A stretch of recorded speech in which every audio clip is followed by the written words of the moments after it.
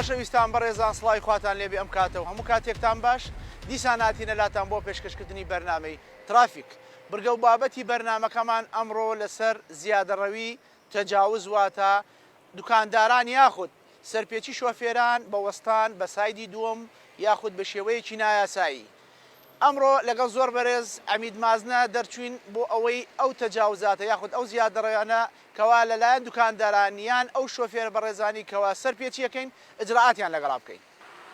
بەڵێ بەڕێزان لەسەر سکاڵای هاوڵاتیەکی زۆری ئەم شارە خۆشەویستە لەگە برایانم لە پۆلیسی هاتوچۆ هەڵەسین بە ئیجراعات لە دژی ئەو خەڵکانێکەوە شتومەکەکانیان دێنە دەرەوە یان ئۆتۆبیلەکانیان بە شێوەیەکی زۆر نایاسایی لەسەر شەقامەکان ڕاگرن و لەسەر بڕیاری بەڕێز فەرماندەی پۆلیسی کەرکووک ئەم واجبە جێبەجێکەین بینەرمان بن.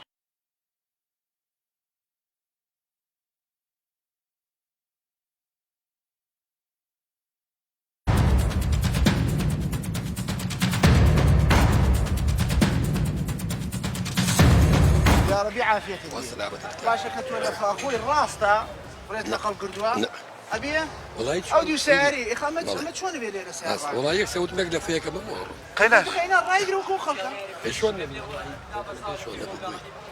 بيش وقت أقدار كلامته في مش ناقة إيش أقدار كان كذا ولا بوشي والرايق لما لو مثلا بيجي يعني ها كسيجي غشيم مش لقر رازم بوجنات بيني أزاني سر والله راس طاوة ما غلط لسه ما يجي رمضان ما نام نقرا متى والله داني وبردا كم والله تاك بخور شوني تعود باسك باشي خۆشەویستی باشا وي شاي بخوا بيري لخلق بقري راس والله بياز دقم بينسو بيش دقة توت بيري لخلق بقري شيء والله زورك ازدحامك والله والله لقد توامن يخلى قل من ابي وانا والله يثلوا مبروك ذلك الجبار نابته رمضان بخش غرامت بوكم والله راسك خۆشەویستی هاوكاري من ما براي هاوكاري جوري خوتا هاوكاري خمكن قربانك يا ملا خدمتي ايوا بلام اقل ايوا هاوكاري ما نكن بخوك ما بينا بالقران يا دشمن مخالفه اي باش وش شي فيها بحقك وبفلانيا الريح وراس زادي انا بس بقول شويه خذ لك شوي جي سالني يغبيتو امريكيتو باشا امريكي ساهد چەند مەتر لە جادەکە کردووە وایە دوکانەکە چۆڵ کردووە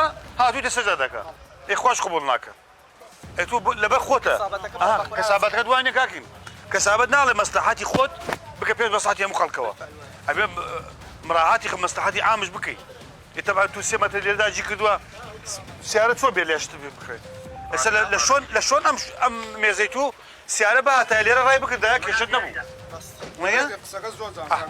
بس حموي بيك سيرەکەی کاکین ئێمە حکومەتی برام ئێمە دەوڵەتە دەوڵەت بەو شێوەیە ناتەڕێەوە تو سە تو مخالفی ئێستا من بێم باشی جانەکەی من ئێستا من بێم جەنابەت غرامە بکەم سجنت بکەم ئەڵێ ها عمید مازن وا و عقید عامر وا بەڵام نەتوە خۆراک مەقسەدم ئێستا خۆت بەڕاستە زانی غەڵەتی مادام غەڵەتی نابێت دیفاع لە غەڵەتی کەش بکەیت ئێمە برای ئێوەن کاکی ئێمە بۆ ناتوینێ و عەزەدین خاصە مەم ڕەمەزانە بەڵام ئایا ئێوازانن تەنها خەڵکێک شکاتەکە لە ڕێی ١٠٤ و بە ئێماڵێن کاکە وەرە چارەسەیەکی ئەم بازای ڕەحیمەوە بۆ بکەن من دێم چارەسەی چۆن بۆ بکەم تو مێز هێنە سەر جادەکە مێزی خواردن هێنە سەر جادەکە سیارەیەکە هێنە سەر جادەکە شتت لێ بکرێ دەریەکەم پێت ناخۆشە وەرحەل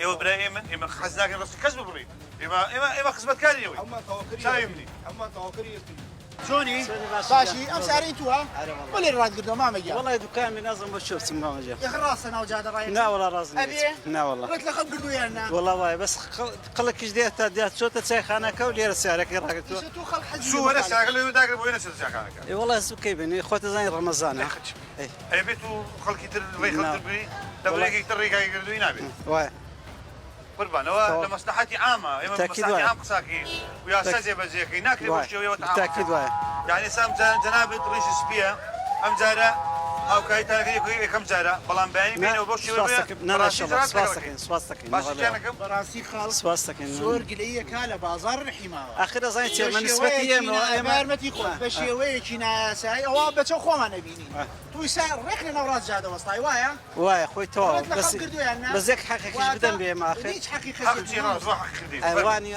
سكام دكان ويا ايه ام سياري بر ما شو اوكي شيء مني تو دكان قريت خو زاد الدنيا داخل خلق دي علي الراقل كما قرب عليك اكل سوكم تو دكان بكري كدو هي خوتك كيف او مشي او يعني شخص خوتها بلام بود نكره بلي امسى الى بيت بود دكان يخوض بدل دكان هي دنيا هي خلقه زاد هي خلقه ارى والله كل بانجا باشا سواسطانا كي ممنوني سيد العميد سواسطا كان زور سواس عامه كلمه خير وعامه وثار باشتياق هل كسب هي رايك زوتر وانا رايك رقصي جواني فيه سواسطا كان مغالي دكان تو انتو يا بلام بو هي شويه بودي محاسبه خلقي كسنا لا محاسبه ما نكدوا لا ما كدوا زور دكاندار هلا دكان ايش دكاني خوما پێش دکانی خۆتە چی دکانی خۆتە بەڵام جالی خەڵکە سیارەکە تەمام هیوادارم دووبارە نەبێتەوە لەو زادە دوو سایدەی ئێرە بڵێن سەرچنار بۆ لای ترافلایتەکە ئەو ئیسیدارانە هەرچی سارە هەیە بە مخالفاڕوە لای فیکەکان ئێستا نمونە لە سەرچنارەوە ئەگاتە لای ترافلایتەکە ئەو ئیسیدارانە هەیە سوڕانەوە دەیان سیارە دەیان جار یانی خۆشم لە سایق تووڕە کردووە بە منەڵێڵە کاکە تۆ مروری ئەو بە منەڵە مروری کاکە چۆن بە دوورا یعنی بڕوان پێکە سوڕانەوەکەی هەر خۆی تووڕاکە سوڕانەوەکەی یەک دقەی پێچێ کەچی جورئەتەوەی نییە بچێ بسوڕێتەوە تو باس سەرچنارەکەی ئەو ڕێگەیە سەقافەیە ئەو کابرا ئەو نەسەقا والله ئێستا سیارەمان بدەوە ئەبێ بە غەرامە و بەخۆی خەڵکە فێر ناکرێ من هەموو خەڵک حزکەم والله یانەبێ ناکرێ من دایمەن کۆم و کابرەکەم من لە هەموو تەسویرەکان کە ئەیکەی کەمینیان بۆ دانم لە تەسویرەکان کە ئەەکەی لە هەمووی دەستخۆشیم لێت کردوە تکام لێت کردو تومە بێ بۆ ئەو جادێت چاوت خۆش بێت دەستان خۆش بێت ئەو بنایە بۆی بە ساحەت ڕێگان نەگری قوربان ئەو چاوت باشە جانەکەی من چاوی بنی ئەو سیارانە داینە ئەو سیارە چۆن وەستاوە موادەکە لەدواوەیە ئەپانیس قوربان ئەتوانی ماتۆرەکە ئەوە بەری بۆی خەڵکە موادەکەت بینێ شتەکان بینێ باشە جانەکەم چەندێکە داژی کردو لە حکومەت 2 مەتری داژی کردووە بە مۆستێ سیارەکەش لێرە ئەمە 6 مەتر کێ دوکاندارە قوربان چۆنی مامەگیان باشە ئەوەت پێ باشە والله اشتغل من داخل لا لا قصرت تو يعني تو بس اشياء هەموو ڕۆژ لێ ڕای ناگری والله اشياء داخل ما كم كولانو لێ ڕایەگرمو ليه رايك المو هەر ڕایەگرمو راسي يا بوشاك نان هذا لا يا تو شي بدنا بخش ان شاء الله بخسيها كم كولانو بابان تساو ئەمە ئەوە بله برامانە سەوە پێمان وتووە بەیانەیەگە های تۆم سیار لێ ڕایگرت یەکسەر هیچ قسەی لەگەڵ ناکەی بلێ سەرەوەیەکە تۆم دەبێت زەحمەت یەکسەر ئەوە 100,000 گرامەوەگرن لە مرۆر و هاي بالله وجاري دوم حد شيخي هذا باشە بريزه ئێوە بۆ ئێوەمانە ئەستا تۆ ئەگەم سیار لێ نەبێ والله مش طريقه ولا ما راس ڕەحمەت لێ بێ ئەستا خۆ تووە والله يفسك زرته ئەو حوزن بۆ مەهێنەوە مشکلەی خۆتان یاە زادات داژی کردووە و سیارەکەشی دادای جای شیوا قبول ناکەین علی عینە یان ئەشیاکانت نابێ لێرە بێ سیارەکەت بێنە شۆن ئەشیاکانت ئەو چاوت خۆی دەڕێت تو جۆ قوربانجان ئەمە ئیزراعاتە ئەمە هەڵگرە سیارەی خۆ لێدانە کێشەم نییە عادس نابم ئێمە خزمەتکارانی وەڵڵا خزمەتی بۆ هاتوونە چاوی منی كيشي قطعه هذا كم راي قريب اول شيء يمه رحمة الله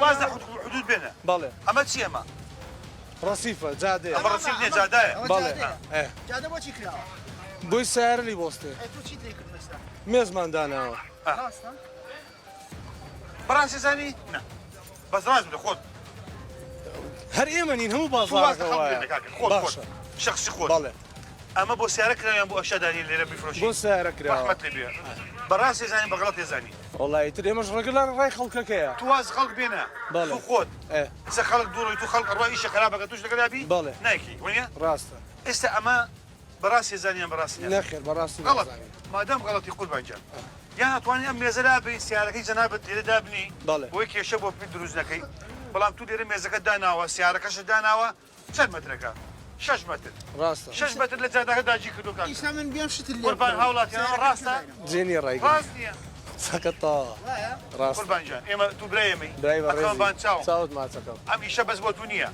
بيسي خوا اخوا ياور من بي ان شاء الله خوا هر ياور من ان شاء الله شكرا لها سر حقين ناهر ام ئەم زاهرە بمێنێ ان شاء الله باشە جانەکەم بۆ توش باشترە بەڕێزی جانەکەم لە خزمەتە ساري خو ما نادين ساري خلق دي الراجل على دودك او دقيق الرابع اخوان بدو سعدنا يا تو من ئەوە کاکین ئەو مەفرەزیەکم لێ داناوە اذا استعفوا او يعمل لك غلطه ئەو مەفرەزیەم لێ داناوە ئێتر سابتشێکم لێرە نا ئەم بازارە خاص بوو ئەم خەڵکە بۆی ئەم کێشەی خزمان اويا ئێمە کاکە من لە ماڵ و سیاحەتم نییە ڕۆژی 50 هاوڵاتی ئەم بازارە تەلەفۆنم بۆ کە لە کاکە يا ما تشداني يسلم الله ارون استراحتناك في سبيل جاي سياره كمان يعني دير راي قريت مشتێک پێ بڵێن جا دوکانی خۆتە بەڵام زعدەکەی یارمەتی خۆت من بم تۆ بی هەرچی هاوڵاتی بۆ هێ ڕێگرێت راي ورقلتها کەس بۆی نییە مەحاسبەیکە بەڵام ئەگە تۆ ئازای زووتری کات وەرە سەرەکە خۆت والله انا ما استراحتناكم يقصد في سبيل اويا لێرە کاک ئامە کێشێکە تو جەنابەت خاوەنە ئەو دوکانەی لە سەعات چەند دێ بۆ دوکان والله هشتي ماني ودي ڕەحمەت هەتاکەی والله اني اتاكم مغرب سمنان اخوي استراحتناكم في سبيل اويا ئەو سیارەیەت یعنی بۆ منە 12 ساعت کەمتر نییە تو لە بەردەمی ڕایەکری هاوڵاتێک بوێ شتێک لێ بکرێ ناچار ئەبێ لە تەک سیارەکەی تۆ ڕێگرێ فعلا واحد ئەگە سیارەکەی تو لەوێ نەبێ دێ بە 5 دقە بە 10 دقە بە چارەگێ سی سیارە هەم جەناب ئیسفادەکەی اي مش والله تو ئەگەر بێت ئەو سیارەیە بس هەزار ئەگەر تو- گەرازانە بدەی یان لە شوێنێکەوە لە ڕایگەی لە گەراجێک تو لەم ئەگەر معادلەیەکی ئەگەر فکر بکەیتەوە تو مستەفیدی لەوەی سیارەکە لە بەردەمداننی راسك چونکە لەو سی سیاری کەوا دێ لە بەدەم دوکانەکەت دوانیان شت لە جەنابەت بکرێ پێم وایە ئیسفادەکەی باشتر بێت ان شاء الله ويلك المعنى لە خزمەت حسب اليوم دستان خوش بيه قربان دستان خوش بيه چۆنن گەنجەکان باشن ڕاستان ڕات کردووە ئێگوڵ بۆ 2 دینار ئەو تەکسیرا بە قوربان لێرە سیارەکە لێرە ڕامەگرا بیبە کۆڵانەوە بیبە شوێنێک کێشەم نییە یەک سایدی لەگەڵ ڕسیفە بێ کێشەم نییە دوکاندارەکە حتا کوێ جادەکی کردووە کێش هاتووی لێرە وەستاوە کوڕەکە تەبیچی بێقەدەر ڕێناوان جادەیە ئەبوو دوکانەکە 6 مەدی داچی کردو تو شەوێ بەداجی بە خواشتی وڵات کوزنابێت قسەکەتان ڕاستە بەڵام دوکاندارە لە پێش لە برات ڕاجان بەو شێوە ڕات کردووە من ئیسە بێم من ئیسە بێم پێت بڵێن سیارەکە لابە لێرە یان وەستێکت بۆ بکەم کامەی باشە وڵا پێم لە لای دی باشترە خۆت بە خۆت ئەزانی مخالفی یان نا مخالفە شوێنەکە ڕاست باشە جدی ئیسە من ڕەبێت ڕەمەزانەکە ڕەوەتان ناکەم دەستخۆش ئیسە بۆ شێوە وەستایی مخالفی یان نا ڕێکرە ناوڕاست جادەیان مخالفین با سەو دوکاندارە لەگەڵ جەنابی حەمید مازنە ڕێککەوتین لەگەڵ بەلەدی اتفاقیان لەگەڵەکەن ئەبێ ئەو برازانە بنە شۆن خۆی یعنی بڕۆن سەر شەستێکە بەڵام ئەو کاتێکەوە ئەوە ڕۆشتە ئەولاوە بۆت هەیە لەگەڵ شەستێکە ڕایگری کێشەمانەیە بەڵام تۆ ناوڕاست جادەی باشە ئێمە حەز ناکەین تەسیرکەین لە ڕستاخواوەکی من لەگەڵ پیا و فەقیرم لەگەڵ کاسبکارم لەگەڵ سایق تەفسیر بەڵام ناکرێ بەو شێوە تەجاوزکەم باشە ئامرکەس یعنی ڕێگاشمادان ئەو حەقی خۆتانە بەڵام تۆ بەرژەوەندی خۆت لەسەر بەرژەوەندی گشتی ئەوش ناکرێت ئەگەر ئێوە تۆزێک مساعدەی و تەکسیانە بکەن ئەوە دەیان بۆ چۆکن ئەو تەکسیش ئەتوانە ڕستەکەی جێبەجێ بکە بابەجان بە یارمەتی خۆت وەرێرە چۆنی باشی ئەلێرەوە بەرێت وەرێرە لێرە بۆ دوکانەکە چەند مەترە ئەلێرە بۆ دوکانەکە چەند مەترە 4 متر 5 متر بشه باشە معقوڵە 5 متر تۆ استقلال کردووە لە جادە ئێهاڵاتی خول چۆ بکاتە سەری والله ما مناسبة جەژنەیە بەخوای ڕەمەزان لە ڕۆژانی ئاسایی بۆ شێوە لە لێش ڕێن نییە لێرەوە باش سایق تەکسی لەگوێ ڕایگەری خەڵک لە چۆ ئێرە دەستنیشانکە بەڵێ بەڵێ ئەمە بۆ چۆڵەکەنەوە بەسەر چاو بەسەر ئەوەندە دەبێت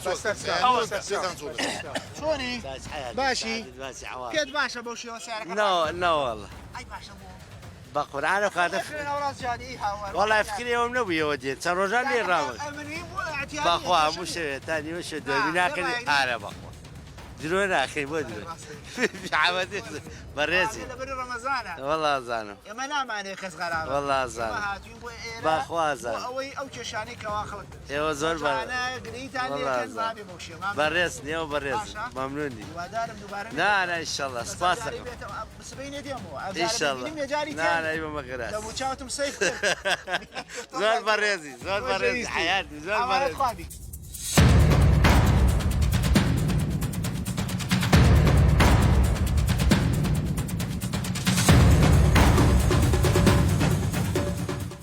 خۆشەویستان بەڕێزان ئەمە ئیشی پۆلیس نییە ئیشی دوکاندارە ئەمە سەقافەتی دوکاندارە لەگەڵ ڕێزم بۆ هەموو دوکاندارەکان بەو شێوە شارەکە پیس دەکرێت ڕاستەوە پێم شتێکی ناحەزاری و زۆر ناشرینە دەستان خۆش بێ فڵچێ بێنە ماچحی بێ لێرە پاکەنەوە دوکاندارەکان ئێرە شەوانی پێشەوە قبوڵیان لێ مەکەن کاکە لێرە داینە باشە برا قەینا چەند مەترت خوا ئێستا بێم ڕزقت ببڕمە لێ وەڵاهی 2000 دوعام لێەکە یەکەم شت ئەمە چەند مەترە ئەنجا قسەشم پێڵی بەس ئەم پارچەیە دوونیوە بەس ئەم پارچەیە 3 مەتر زیاترە لەولاش مەتر و نیوە یعنی ئەو مڵکە ناوی جەنابەت قوربان خوا بەیامەتی کاک عامر ناوی جەنابەت ئاراستە کاک ئاراستە ناوەکەت بە خۆتەوە نییە یەکەم شت دوو بزانە لەو بازارە لە تو مێزەکەت لە هەمویان درێژترە نەخوا قبوڵەکە نا یاسا قبوڵەکە ئەبێ خۆت بڵێ کاکە ئەوت دەوەردەی سەرچی لەگەڵاکم چی ئیجراتێک لەکەم قوربانی ئەو چاوت ئەم ڕزقەی کەوا تۆی کەی تۆ بەرژەوەندی خۆت لەسەر بەرژەوەندی خەڵ ئەمە مێز نییە ئەمە قاتڕە مەختوورەیە سێ چەند درێژە ناکرێ براژ ئەخە نابێ گیان یا مخالەفە مخالەفە کاکە ئەوە تەبلیغ خرای ئەبێ کورتی کەیتەوە بەیانی ئەمە لێرە بێ عقوبەیە لەسەر توژۆ خۆراگرێ ئەرخان بان چاوم هەلەقل کاکە تۆ بینت بێشتەوە بۆ استقلال ناکەی مشکلی خۆتە مشکلی خۆتە ئەو مشکلی من نییە مەسلحەتی خۆتم نایە لەبەر بیکەیتە بێش مەسلحەتی معالمەوە باشە ئەمە لابەرێ ئیساها عارەبانەیە گەورە و گران داناوە لەوێ کێشەمان دەبێت ئێرەزانم برا شیرینەکەم ئاخ تۆ ڕێت لە خەڵک کردووە جانە والله وای ئیسا ئەمە چییە ئێستا ئەمە چییە لا طاو بس سرچاو بس سرچاو بس سرچاو بس سرچاو ئەو تەبلیغ خرای طاو باشە دەست برا طاو دەیجانەکە دوکانەکە هی خۆتە بەکرێ یان مێزەکە ئێرە بەکرێ گرتووکە ئەو دوکانەی کێیە هین ساحێبەکەیەتیەوە یەکێتر لە ناویتی واتە ئێرەی بەکرێ ئەم جادەی بەکرێ خاڵۆ گیان ئێستا ئەو دوکانە ئەشای چی تایە چێ عشای منی تایە بەکرێ وەنیە بەڵێ بەکرێ بەڵێ من نارێم یەکێتری حاصل كله مختصر درجة بياني أمشي ويمنام هلا ليلة بابان هردو باشا قربان بدهم بابان تشا على الأقل لما ترونيو زيادة نيدي بيشوا بابان هردو تشا روز علي بابان تشا بترونيوك أشياء كان يبته أو أصل ما سنلابه راسي فكوا بترونيوك استغلالك وحتى كاتيجي تلحق بت ثلاثة أيام ودوزيتوا باشی سیکی بیوشتی تیه بکرم من هاولاتیکم کدیم اتومبیلکم لیرو راگرم شون چه اتومبیلکم راگرم ابی نوراز زیاده راگرم بو راسك سيري كأوهم وسنقانا سيك ليرة مترونية كدانا واجد قال الشخصية كود كانك يعني ليرة وبود كانك 5 متر 6 متر تو استغلاق راسك باشا باشا بس تشا هاوكاري خلق من بوي هاوكاري تاعك حياتك كمي ممنون سباس عنك باشا قربان أبي مساعدة وخلقش بكين باشا جينا كم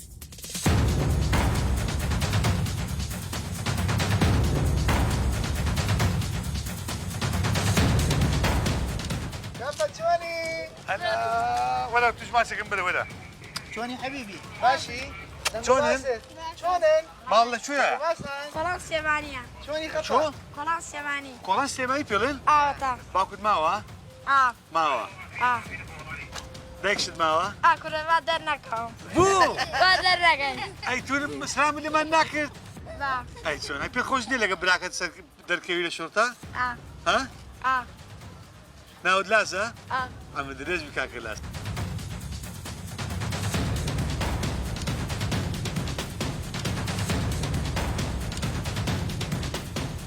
شلونك؟ الله يسلمك رحمه الله ليش موقف الساعة الثاني؟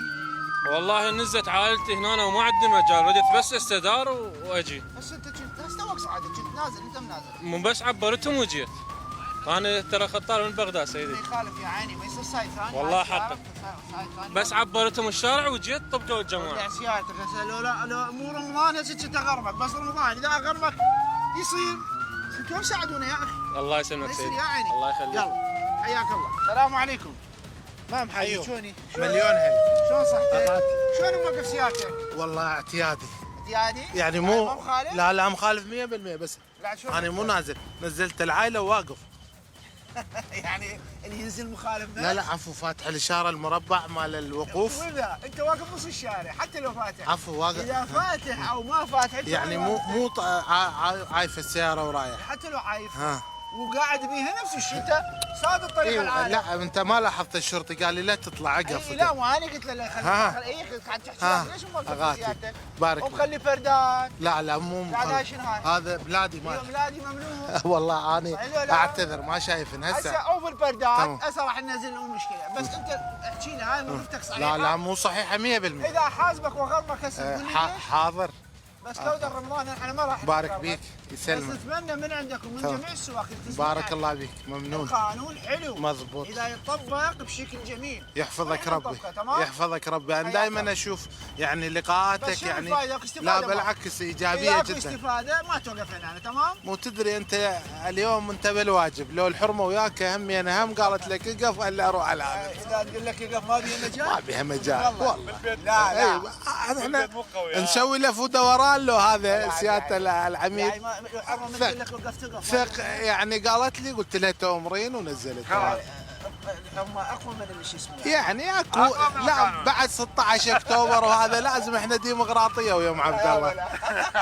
الله يسلمك. شلونك؟ الحمد لله. ليش موقفها بهالشكل؟ والله نزل الجام ها؟ والله ابي من باكر والله وجه. يبي لنا باكر شو برضه درس؟ والله دولان بالفرع الا زيدان شو تدرس؟ الله وجه غلطنا. غلطة ما والله özür dilerim senden.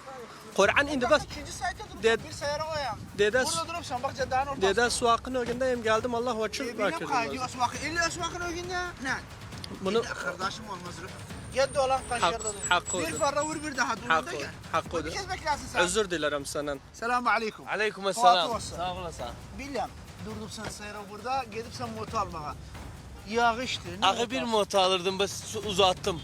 Bilmem bu uzattılar da dursa. Yer yok idi tamam sen. Yo vallahi hiç olmaz. Yani bir motor hatırı için ma sayra böyle durasa. Vallahi tamam sen. Motordan ziyade. Vallahi hepsi 4,5 etti. 4,5 50 binde koy üzerine. 54,5. İden 54,5. Kurban olsun sana. Karamet üzerine. Hadi bak. Vallahi olmaz. Bu Ramazan olduğuna biz şimdi sana sağ olasın. Bes senden isterik yani yok bes sen. Abi muhatırlardan yardımcı olun bize. Vallahi hakkı. Yani alamak yani sen تعديد sen alamin. Tamam sen vallahi.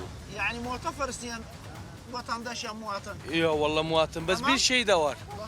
Şimdi burada tamam dururlar galatı. Ama orada ögde biraz, ben evim burada, burada gelin giderim. Orada ögde biraz bu box kafe var. Orada kıfleder. Sayrada dururlar, geldi sipariş edilir. Bu kaptanlar yoktu. Geldi sayrada aldı. Yani durup da onun takrim de edemezsiniz. Nanca durar o. Vallahi durur, çok durur. Gençler de durur yani şahsında sanduka atsınlar. O zahiri çok güzel değil. Bu zahire de güzel değil. Hiç güzel değil bu da. Savcı da ha. Bilmem vallahi. موقف سيارتك وين؟ والله العظيم ماكو مكان هسه طلع واحد وانا خليتها بالله العظيم. سألتك سؤال جاوب. انا وقت اي غلط. وين موقف سيارتك؟ غلط. لا وين؟ هالشارع. بس؟ لو بنص الشارع. انا بخدمتك. سيارة انت واقف صف السيارة وبعد سيارة منك. انا بخدمتك. لا ما يصير. ايش تنتظر؟ والله اهلي يعني بيسوون. اهلك يعني هلقد يخوفون يعني؟ والله مرة تعرف بعد. وجهي عيد. لا تطلع سيدي امانة الله. انا بخدمتك. وقدامهم اكو مجال. مثل ما قال سيد العميد قدامك خدمتكم. مو شرط الا توقف تفتر لحد ما يكملون او يجي لك مكان لا تاثر على حركه السيارة. تؤمر بس عندي شغله وياكم. احنا بيتنا على المطار مال 90. وين تجني سليمانيه نهايه الشارع. بالليل بطن ابو تريلات ظل يفطر يمنا ويظل بطنش على الشارع يجي 200. اي والله بالفره هاي السداره. اريد من عندك حتى انا مصور السداره هاي تلغوها خلوا بس من المطار حتى من يجي ظل يفطر علينا احنا عندنا جوال يعبرون على الحمزلي قرايب بس هاي اردها من عندك انا تجيك للمرور. شلونك؟ نزلي الجام الله يساعدك. شلون الصحه؟ الحمد لله. تتوقعين وقفتك هاي قانونيه؟ كنت انتظرها بس 5 دقائق ويجون ونطلع. سؤالي اقول وقفتك هاي قانونيه؟ لا مو قانوني. عندك اجازه سوق؟ لا ما عندي. ما عندك اجازه سوق. وقفتك غير قانونيه يعني يصير بهالشكل انت واقفه؟ لا ما يصير. يصير؟ لا ما يصير. ما يصير. عليه لازم تتحاسبين. اي تمام. هسه ما راح نحاسبك على وقفتك هاي كود رمضان بس ما عندك اجازه سوق. اي. وتسوقين سياره ما يصير. ليش ما تجي تطلعين اجازه سوق؟ اي اطلع يعني بس يعني انتظر ابوي يكمل واطلع. يعني شو يكمل؟ ابوك شو عليه؟ تجي ابوي غير يوديني وابوي ما عنده مجال تمام. هسه شلون تسوقين سياره؟ ابوك عنده علم تسوقين سياره؟ اي اكو عنده علم. تمام ان شاء الله اطلع. انطيني السنويه بلا زحمه عليك. احنا بهذا الموقف هسه شفناك انت تقودين سياره بدون اجازه سوق، لازم نتخذ بك اجراءات قانونيه. واقفه صف ثاني بشكل مخالف، هسه هذا قلنا مو مشكله النبش، بينما ما عندك اجازه سوق هذا ما يصير، ما لي مجال. هاي وطني ابويا. هاي ابويا ما اريد، اعطيني شو اسمه. السنه اعطيني اياها. تمام. وقفي سيارتك قدام. سيد العائلة الله يسلمك سيد العائلة. هاي صحيحه؟ والله سيدي بس العائلة كنت واقف والله بارك هناك واقف. سؤال جاوب. لا والله مو صحيح. صحيحه قانونيه؟ لا والله سيدي اعتذر. قانونيه؟ والله صارت هيك ما لقيت مكان. نفسك مخالف. اعتذر سيد العزيز. ليس يا صديقي. اي والله. هسه انت سايق ثاني معرقل حركه السير والمرور صاير سبب في الازدحام. نعم سيدي. السيارات اللي وراك. انا ما اقبل بهذا سيدي، انا ابرز القانون سيدي. ابرز القانون شلون يصير؟ والله سيدي بس توازيت. مرتين تتحاسبوا بالقانون. انا اعتذر سيدي العزيز. تمام؟ اي شيء تريده احنا رمضان نريد نحاسب العالم.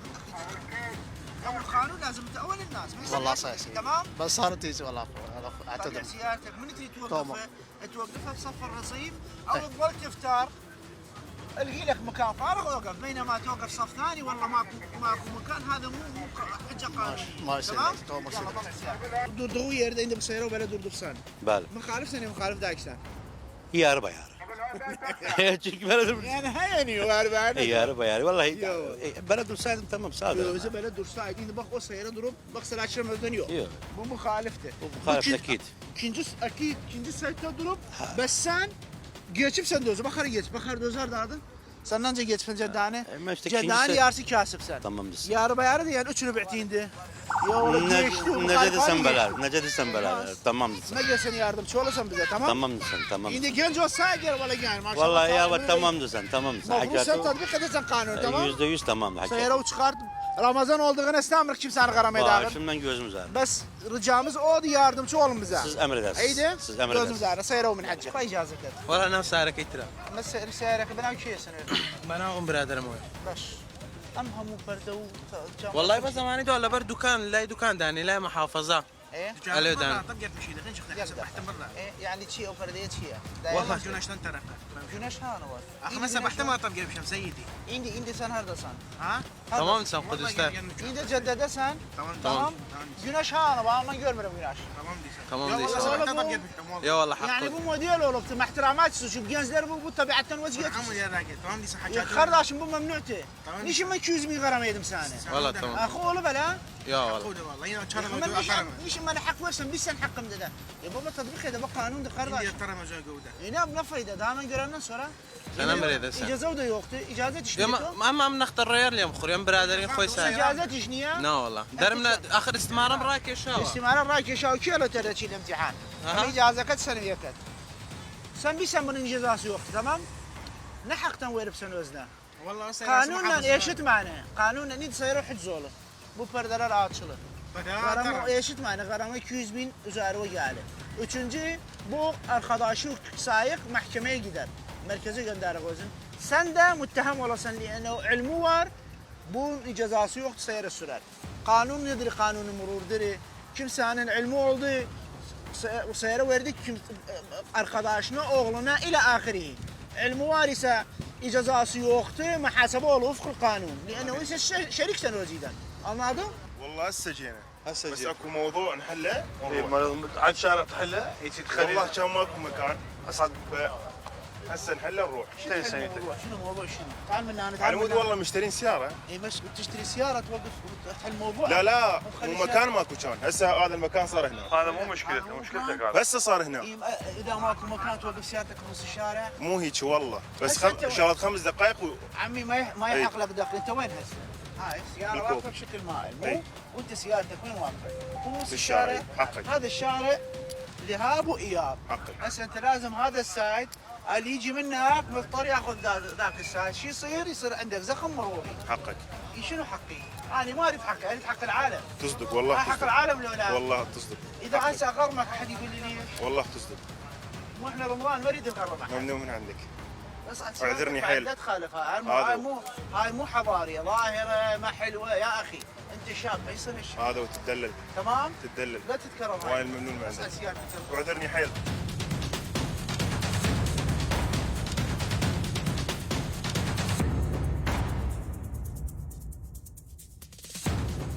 خۆشەویستان بەڕێزان پابەندبوونت بە یاسا و ڕێنمایەکانی هاتوچۆ دوور دەکاتەوە لە ئجراعاتی یاسایی هەروەها هاوکاری پۆلیسی هاتوچۆ بۆ بەرژەوەندی گشتیە. هاوڵاتی بەڕێز ئێمە وەک پۆلیسی فریاکەوتن لەگە برایانم لە پۆلیسی هاتوچۆ داوات لێکەین هاوکارمان بی بۆ پابەندبوون بە یاساوە چونکە ئەو پابەندبوونەت وەکو برایانی هاتوچۆ وتنی دوور دەخاتەوە لە هەموو کێشێکی سزای یاسایی کە بەرامبەر جەناب دەکرێت. سوپاس بۆ هەموو لایەک، سوپاس بۆ بینەران، سوپاس بۆ کەرکووک تیڤ. خۆشەویستان لێرەدا دێنە کۆتایی بەرنامەی ئەمڕۆمان تا دیدارێکی تر بەخواتان دەست پێرم. خواتان لەگەڵ. خواتان لەگەڵ.